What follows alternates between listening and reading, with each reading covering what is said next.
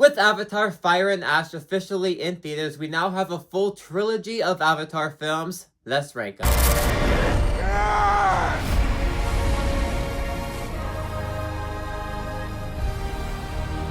Now, Avatar Fire and Ash to me is really frustrating because on one hand, the visuals are absolutely stunning. The action is stunning. James Cameron knows how to make a cinematic event film a full spectacle of a film, and it's best shown in Avatar Fire and Ash because the movie looks great, the action is great, and you are hooked to the screen every time there's an action scene happening. And when it comes to the story side of things, a lot of it is a lot more mature and heavy because you care for these characters. So technically, Avatar 3 should be the best one out of all of them. But no, because when we actually look at the main problems of the movie, it's all over the place. To me, this movie felt extremely rushed and chopped together, as if James Cameron wanted to rush to finish this franchise and combined the stories of 3, 4, and 5 all together. There was an original 9-hour cut of the film, and you can kind of feel that just because there's a lot of scenes that automatically are just over by the time they start and feel like there was supposed to be more there. Also going into my point of before that this feels like Avatar 4 and 5 just shoved together just because we're rushing through all these different plot points that feel like they have a lot more importance, but we're rushing through them so we can't really have the time to actually sit on it the correct way. And for a 3-hour film, it probably should have been longer if you're going to rush through all those plot points like that. And the pacing is a lot slower, especially compared to all these other Avatar films. Especially in the middle half where, like I just mentioned, everything is rushed and chopped together.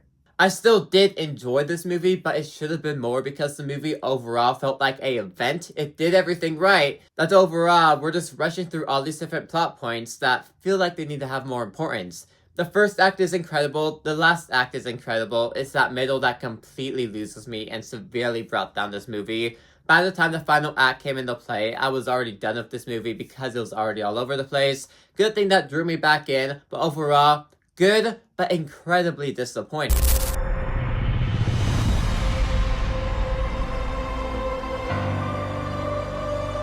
A full decade from the first to second film, and it feels like we never left in the first place because this movie essentially catches you up and feels like it's only been a few years after the original film.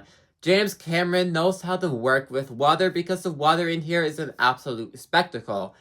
Every single Avatar movie just improves every single time on their visuals. So Avatar 3 was better than 2, but 2's visuals are better than 1.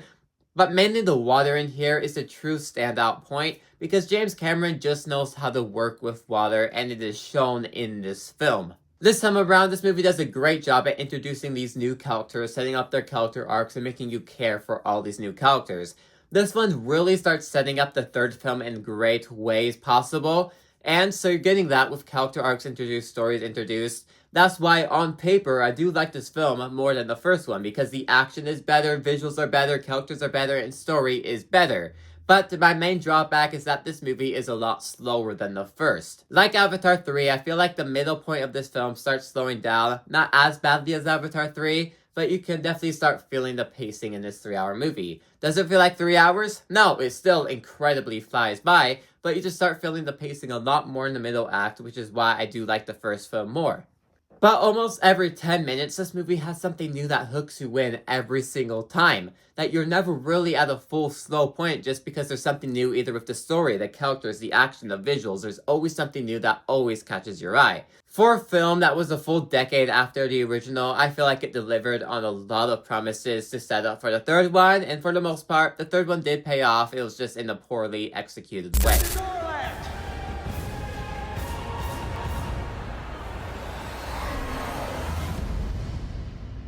Now, I feel like sometimes I am the only Avatar fan, but obviously it's not true because these movies are some of the highest grossing movies of all time.